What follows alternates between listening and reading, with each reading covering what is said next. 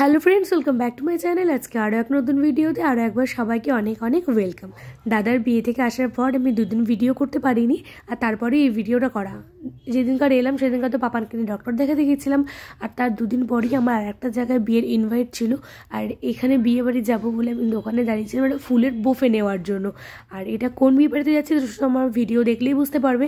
এখানে যে বিয়ে বাড়িটায় গেছিলাম সেটা ছিল আমার নাচের স্কুল থেকে আমার সিনিয়রের বিয়ে আর কি। তো চলো ফাইনালি বিয়েবাড়ি এসে পৌঁছে গেছি, ফুলের বোফেও কেনা হয়ে গেছে। আর এই বিয়েবাড়িটা ছিল আমার মাসিদের বাড়ির ওই দিকটায়, মানে লাকুড্ডি, যেখানে আমি আগে টিউশন পড়তে যেতাম। যারা বর্ধমানে থাকো, রত্তলায় বাড়ি, তারা চিনবে লাকুড্ডির প্রান্তিক বিয়েবাড়ি। এর প্রান্তিক বিয়েবাড়িতেই আমি এসেছিলাম। আর ভীষণ সুন্দর ডেকোরেশন করা হয়েছিল। আর আমি যখন গেছিলাম তখন খুব একটা বেশি লোকজন ছিল না, মোটামুটি ভিড় ছিল। আর আমার গিয়েই কয়েকটা ফ্রেন্ডদের সাথে দেখা হয়েছিল। তো দেখছি একদম নিশ্চুপ বিয়েবাড়ি। আস্তে আস্তে আশা করছি লোকটা দেখতে পাবো, কিন্তু যার জন্য গেছি তাকেই আমরা দেখতে পাইনি কিন্তু গিয়ে। আজকের বিয়ে বাড়িতে কিন্তু আমি আর দাদাভাই একা এসেছি, পাপানকে নিয়ে আসিনি, কারণ বাইরে প্রচণ্ড ঠান্ডা। তখন সবে সবে ঠান্ডাটা পড়তে শুরু করেছে। আর আমাদের রত্তলার সাইডটায় না এমনি বরাবরটা একটু বেশি ঠান্ডা, তাই ওই সাইডটায় গেছি। আমার নিজেরই এত শীত করছিল, কিন্তু আর পাপানকে নিয়ে আসলে তো পাপানের ঠান্ডা লেগেছে। তো কারণ পাপানকে সবে ডাক্তার দেখিয়ে নিয়ে এসেছি কালকেই, তো ভাবলাম থাক পাপানকে নিয়ে যাবো না, পাপান মায়ের কাছে থাকুক, আমি আর দাদাভাইকে চট করে। আমরা বেশিক্ষণ ছিলামও না, খুব জোরে তো 2 ঘন্টা ছিলাম। আর এখানে দাঁড়িয়ে রয়েছি, কিন্তু বউয়ের আর দেখা নেই, দাঁড়িয়েই আছি। তো মানে যেখানে আর কি বউ আসর হয়েছে সেখানে গেছিলাম। তো গিয়ে শুনতে পাচ্ছি বউ এখনও নাকি আসেনি, মানে বউ রেডি হতে গেছে আর কি যেখানে। আর এখন তো প্রচুর উঠেছে না, মানে যেসব মেকআপ আর্টিস্ট সাজাচ্ছে তারা অনেকে হয়তো বাড়িতে এসে সাজায়, অনেকে আবার গিয়ে সাজতে হয়, তো সেরকমই একটা ব্যাপার। তো এখন অবধি দেবশ্রীদি এসে পৌঁছায়নি। তো দেবশ্রীদি আশা করছি এসে পৌঁছালে তোমাদের সাথে দেবশ্রীদিকে দেখাবো।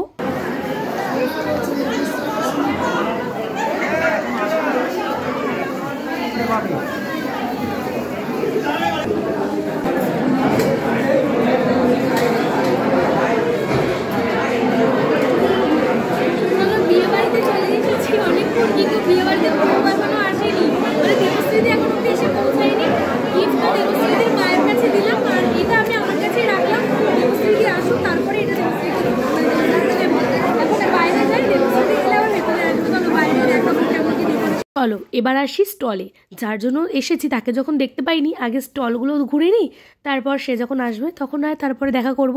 অন্যান্য সব বিয়েবাড়িতে আগে বউ দেখে তারপরে স্টলে আসে, কিন্তু এই ক্ষেত্রে আগে স্টলে এসেছি দেন বউ দেখেছি। আর এদিকে চলে এসেছি, সবার আগে ফুচকা খেয়েছিলাম, ফুচকাটা কিন্তু দারুণ ছিল।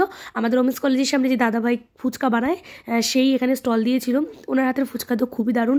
দই বড়াও ওনার হাতের দারুণ ছিল, দই বড়াটাও ভীষণ টেস্টি ছিল। আমরা যখনই ওমেন্স কলেজের পাশ থেকে মানে আর কি যাওয়া আসা করি তখনই কিন্তু ওখানে দাঁড়িয়ে একটা করে দই বড়া আগে খাই, ওখানে দই বড়া এত ভালো করে। আমি নিজে আর প্লেট নিলাম না, একটা প্লেটই নিল দাদাভাই, ওই একটা দিয়ে আমরা দুজনে শেয়ার করে খাবো, কারণ প্রচুর স্টল আছে, সব যদি স্টলে খেয়ে নিই পেট ভরে যাবে। আর এত খাবার সত্যি খেতে পারি না, কিন্তু সব কিছু টেস্ট করতে প্রচণ্ড ভালো লাগে। তো দারুণ ছিল দই বড়াটা খেতে, ফুচকাটাও আগে খেয়েছি, খুব টেস্টি ছিল। আর এইদিকে হচ্ছে ওই কী বলে তোমার momo, chicken momo, fish ball, তারপরে বেবিকর্ন ফ্রাই, এগুলো আর কি ছিল। তো সবটাই ট্রাই করেছি একটু একটু করে। এদিকে মোমোটা ট্রাই করবো, আমি বললাম 2 পিস মোমো দিন, আমি একটা, দাদাভাই একটা। আর এদিকে আছে তোমার চিকেন কাবাবটাও কিন্তু দারুণ ছিল খেতে। আমি আর দাদাভাই 2টো প্লেট নিয়েছিলাম এটাও হেভি টেস্টি ছিল। আর এইদিকে আছে সবার শেষে আইসক্রিম, যেটা মানে ভীষণ ভালো লাগছিলো খেতে। অনেক কিছু খাওয়ার পর দেখবে খাওয়ার পর জল তেষ্টা পায়, তাই যখন জল না পাওয়া যায় তখন আইসক্রিমটাই মনে হয় কি যেন একটা তৃপ্তি খাওয়ার মধ্যে। তার জন্য এতক্ষণ ধরে ওয়েট করছিলাম, সে কিন্তু ফাইনালি চলে এসেছে। তো চলো আগে তার সঙ্গে দেখা করে আসি, দেন ডিনারে বসবো। যাই হোক, যার জন্য আজকে আসা তাকে লাস্ট অবধি পাওয়া গেছে। আমাদের আজকের ব্রাইড দেবশ্রীদি, ভীষণ মিষ্টি লাগছিল দেখতে, খুব সুন্দর লাগছিল।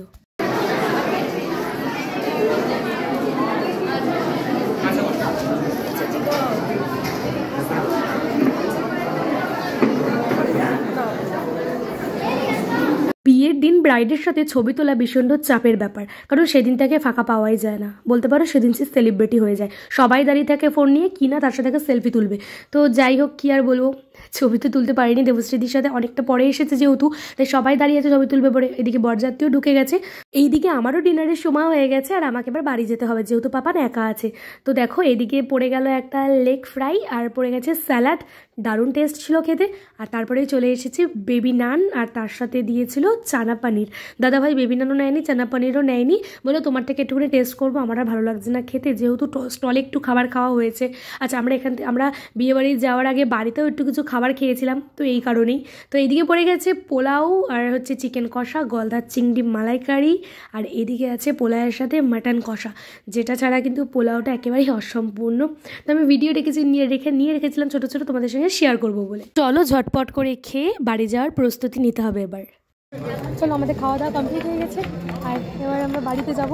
মাকে ফোন করেছিলাম, মা বলছে পাপান এই মাত্র নাকি ঘুমালো, লাইটটা তো ডিস্টার্ব করছে না, এবার একটুখানি আইসক্রিম খাবে স্টলে দাদাভাই, দিয়ে দাদা সোজা বাড়ি যাবো। আসো চলো এবার আইসক্রিম খেয়ে সোজা বাড়ি যাবো, পাপান উঠে পড়বে না।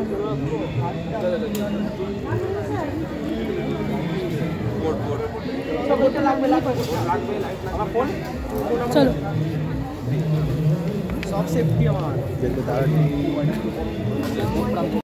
ঠান্ডার মধ্যে কাঁপতে কাঁপতে রত্তলা দিয়ে বাড়ি চলে এসেছি। বাড়িতে ঢুকে দেখছি পাপান রান্নাঘরের স্ল্যাপে বসে আছে, ঠাম্মা রুটি করছে। পাপান কিন্তু এখানে বসে থাকে চুপ করে, খুব নড়েও না চড়েও না, ওকে হাতে কিছু দিয়ে দিলে ও কিন্তু চুপ করে বসে খেলা করে। তো চলো এবার বাবানকে একটু খাওয়াবো, খাবার খাইয়ে বাবানকে ওপরে ঘুমাতে নিয়ে যাবো। আর ওপরে ঘুমাতে গিয়ে পাপান আমার সাথে কী করে সেটা তোমাদের সঙ্গে শেয়ার করবো। আজকে বিয়েবাড়িতে খুব আনন্দ করেছি, মজা করেছি, এনজয় করেছি। এবার পাপানের খাবার তৈরি করবো, আর খাবার তৈরি করে পাপানকে খাওয়াবো, খাইয়ে পাপানকে ওপরে নিয়ে গিয়ে জামা কাপড় ছাড়িয়ে ফ্রেশ করিয়ে দেন তোমাদের সাথে আবার দেখা হচ্ছে। তো চলো পাপানকে আগে খাবারটা করে খাওয়াই, তারপর কথা হচ্ছে তোমাদের সাথে। ভিডিওটা স্কিপ না করে দেখতে থাকো, আশা করছি ভালো লাগবে। আর আজকের ভিডিওটা কিন্তু একদম লাস্ট অব্দি দেখবে। তেরি यादों में खोए रहते हूँ, तेरे बस में हूँ तन्हाइयाँ, फिरता रहूँ दर बदर मिलता रहूँ, तेरे निशान तेरी यादों में खोए रहते